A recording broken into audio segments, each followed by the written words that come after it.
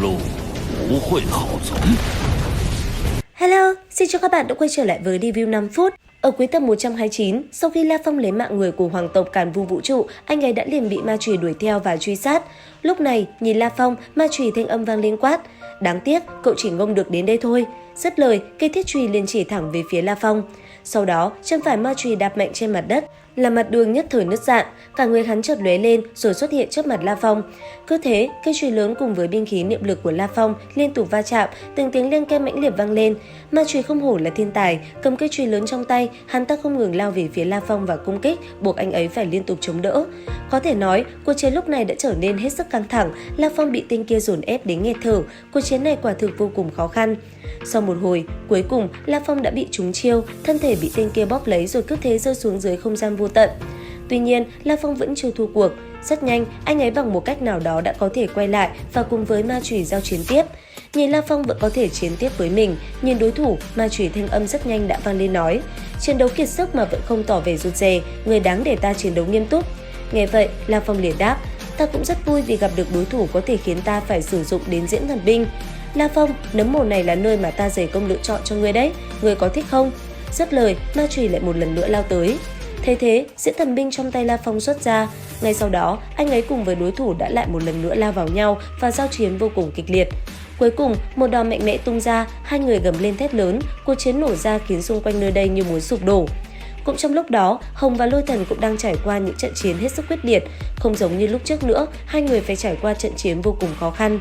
Lúc này đây, khó khăn của Hồng và Lôi Thần chẳng khác gì La Phong, họ cũng phải đối mặt với sinh tử ngay trước mắt. Còn La Phong không biết bằng cách nào, trong khoảnh khắc khi nãy, anh ấy cuối cùng đã có thể hạ gục được ma chùy mà vẫn an toàn. Nhìn cái búa lớn rơi cạnh tên kia, đứng dậy, thanh âm La Phong lẩm bẩm nói: "Ma chùy này còn lợi hại hơn cả đại ca một chút." Sau đó, nhìn qua thứ hạng một chút, La Phong phát hiện sau khi mình lấy mạng ma chùy, thứ hạng đã liền tăng vọt lên 191. Suy nghĩ một hồi, rất nhanh, anh ấy đã liền đi tìm đối thủ mới. Trên màn hình giả định bên ngoài, không ít người quan sát La Phong chiến đấu cũng bất ngờ, họ cảm nhận được sự thú vị từ La Phong. Ngay cả gia đình La Phong, mọi người đang theo dõi anh ấy cũng không khỏi sợ hãi, suýt chút nữa, mọi người đã tưởng La Phong thua mất rồi. Cũng trong lúc đó, người mạnh nhất của gia tộc Hoàng thất Hắc Long Sơn Đế quốc cũng đã xuất hiện. Rất nhanh, La Phong đã bị hắn nhắm tới.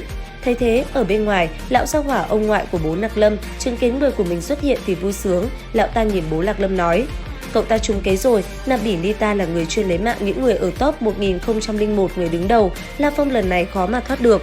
Còn La Phong, sau khi chiến với ma chùy xong, anh ấy đã ngay lập tức tiếp tục công cuộc càn quét của mình. Rất nhanh, đã có rất nhiều người bỏ mạng dưới lưỡi đao của anh ấy. Thế nhưng, cũng vì chuyện này mà không ít người đã nhắm tới La Phong. Bất chợt, phía xa xuất hiện một người toàn thân màu xanh. Sau đó, cô ta đột nhiên vang lên một tiếng cười lớn. Nghe vậy, La Phong giật mình lẩm bẩm nói: khoảng cách gần như vậy mà mình lại không phát hiện ra. Còn nữ nhân kia, cô ta bất chợt xuất hiện trước mắt La Phong. Sau đó, thanh âm vang lên nói: "La Phong, để cậu chờ lâu rồi." Thế thế, La Phong kinh ngạc, hình như đây cũng là một tinh thần niệm sư giống mình.